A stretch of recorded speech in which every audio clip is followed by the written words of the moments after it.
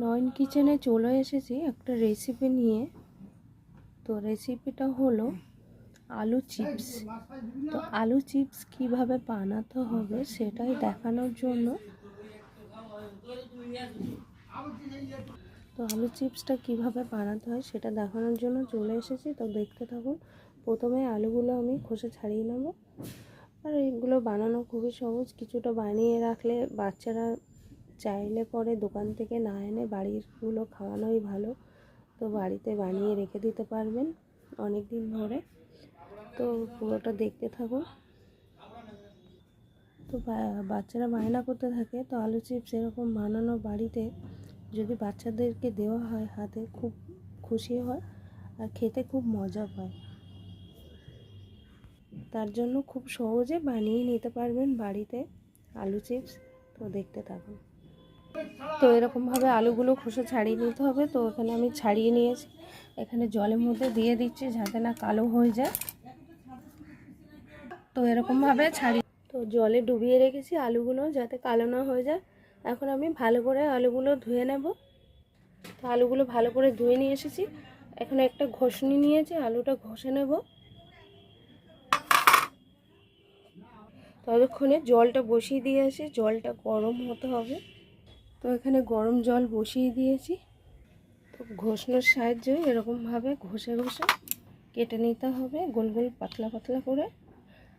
আমার কাছে ঘষণি আছে তার জন্য আমি ঘষণি দিয়ে কেটে নিচ্ছি। আপনারা চাইলে বটি দিয়ে কাটতে পারেন।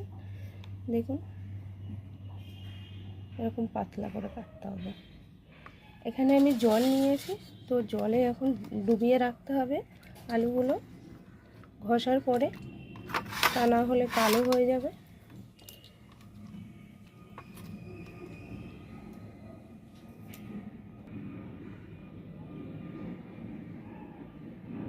তো এখানে আমার পুরো আলুটা ঘষা হয়ে গেছে। এই ঘষা আলু যে জলে ভিজিয়ে রেখেছি, এখন আমি আলুটা খুব ভালো করে ধুয়ে নেব। এর যেটা আটা থাকে এই আঠাটা বার করে ফেলতে হবে খুব ভালো করে ধুয়ে। যত ভালো করে ধুবে তত চিপসগুলো সাদা হবে আর ভালো লাগবে, দেখতে খুব ভালো লাগবে। আর ভালো করে না ধুলে যেমন আলু কেটে রাখলে কালো কালো হয়, ওরকম একটু কালো কালো দেখতে হবে, দেখতে অত ভালো হবে না। তার জন্য খুব ভালো করে ধুতে হবে চিপসটা বানাতে গেলে।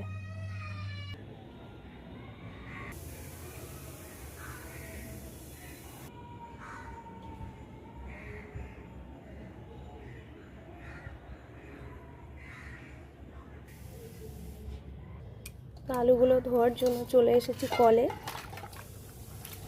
একটা ঝাঁঝরির মধ্যে আলুগুলো ঢেলে দিলাম ছাকনার মধ্যে, এবং ছাকনার তলায় একটা জল জমার জন্য একটা প্লেট দিয়েছি। এখন এটা খুব ভালো করে ঘষে ঘষে আমি ধুয়ে নেব।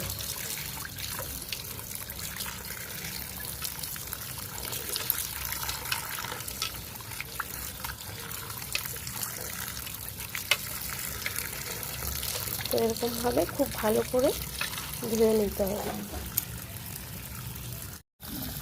তো এখানে আমার আলুগুলো ধোয়া হয়ে গেছে। এখানে আমি গরম জল বসিয়েছিলাম, তো গরম জলের মধ্যে আমি একটু নুন দিয়ে দিচ্ছি অল্প পরিমাণে। নুন দেওয়াও যায়, না দিলেও হয়, তো আমি এখানে দিয়ে দিচ্ছি।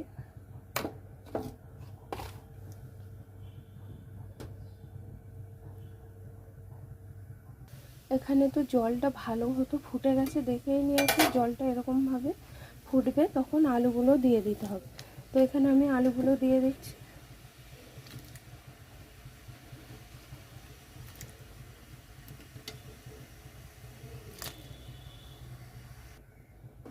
পুরো আলুটা দেওয়া হয়ে গেছে।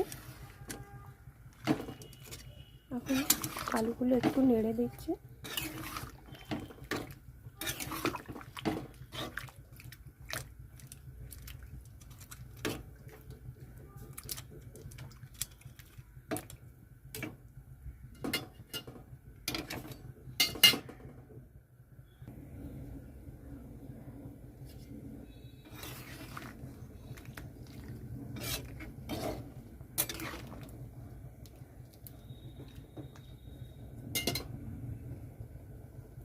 এরকমভাবে হাত দিয়ে দেখতে হবে, যদি নরম হয়ে যায় তাহলে জানবেন হয়ে গেছে।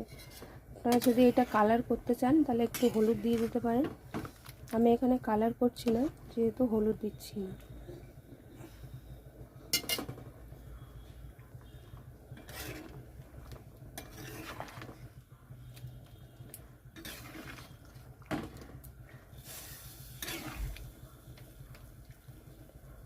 এগুলো মাঝে মাঝে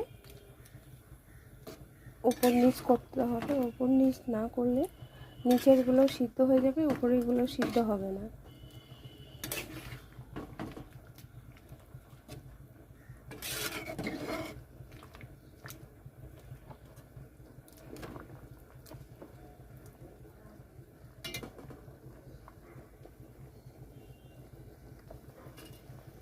মাঝে মাঝেই নাড়তে হবে, না নাড়লে একটা সাইড সিদ্ধ হয়ে যাবে আর একটা সাইড সিদ্ধ হবে না। তার জন্য এরকমভাবে নেড়ে দিতে হবে।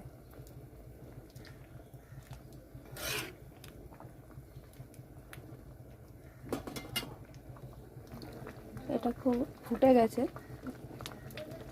ফুটছে। তো এখন এটা আমি দেখে নেব আলুটা সিদ্ধ হয়েছে কিনা।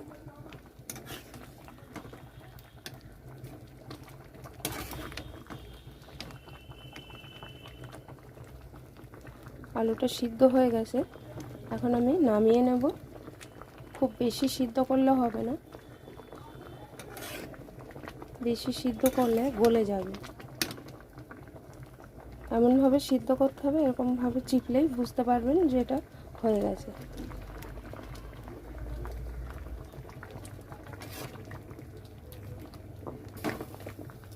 আলুগুলো কড়াইতে দেওয়ার পরে দেখবেন এরকম টকবক করে ফুটছে। টকবক করে ফোটার পরে দেখবেন নরম হয়ে গেছে হালকা, তখন নামিয়ে নেবেন। তো এটা আমি এখন নামিয়ে নিচ্ছি। জলটা সঙ্গে সঙ্গে ঝরিয়ে ফেলতে হবে, বেশিক্ষণ গরম জলে রাখা যাবে না। তো আমি এখন ছেঁকে নেওয়ার জন্য একটা এরকম ছাঁকনা নিয়ে নিয়েছি। ছাঁকার জন্য এখানে একটা ডেকচি বসিয়ে দিচ্ছি জলটা ঝরানোর জন্য।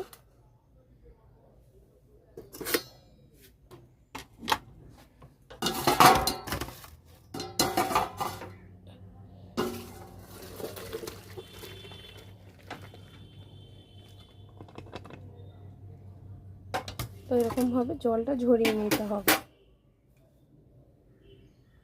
জলটা জলের উপর থেকে তাড়াতাড়ি তুলে নিতে হবে, যেন জলের গরম ভাবটা বেশিক্ষণ না লাগে। ঝরাতে হবে, সঙ্গে সঙ্গে তুলে নিতে হবে।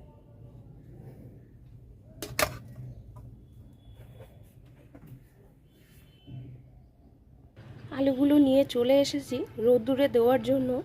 তো রোদ্দুরে কীভাবে দিতে হবে সেটা দেখতে থাকুন। এখন একটা কাপড় নিতে হবে।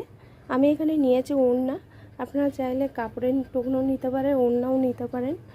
এটা কিন্তু যে রোদ্দুরে দিয়ে শুকাতে হবে তাও কোনো ব্যাপার না, এটা রোদ্দুর ছাড়াও শুকানো যায়।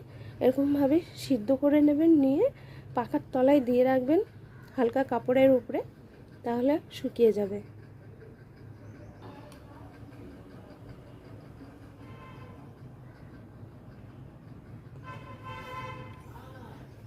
এখন আমি আলুগুলো ওড়নার উপরে পাঠিয়ে দিচ্ছি।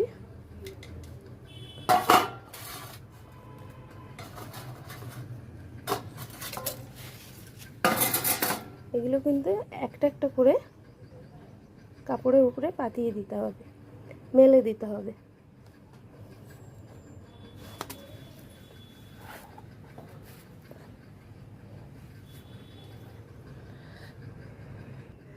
তো এরকমভাবে শুকাতে দিতে হবে একটা একটা করে।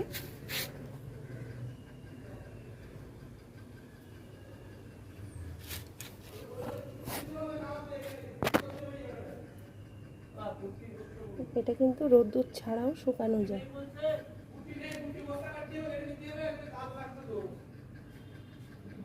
রোদ্দুরের সময় শুকানো কোনো ব্যাপারই না, যেখানে রোদ্দুর না থাকবে রোদ্দুর ছাড়াও শুকাতে পারবে।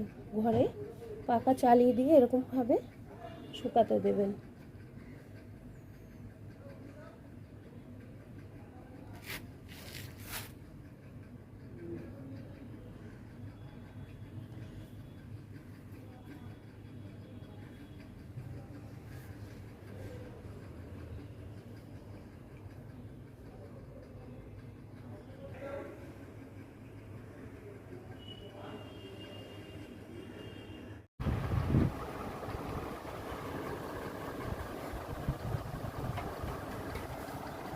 অনেকটাই শুকিয়ে গেছে, আরও একটু শুকাতে হবে।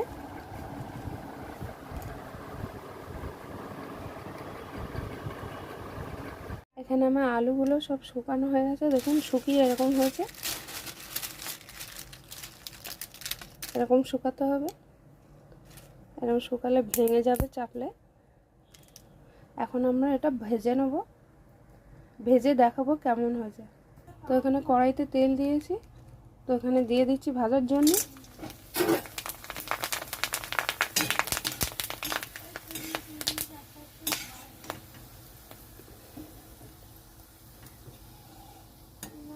কত ভালো হয়েছে দেখুন।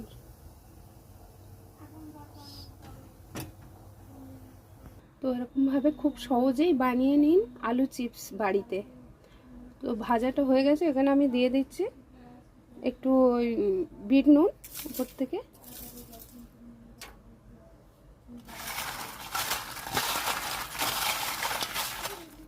দেখুন পুরো দোকানের মতো হয়েছে তারপর আলু চিপসটা একদম দোকানের মতো হয়েছে, খেতেও খুব টেস্টি।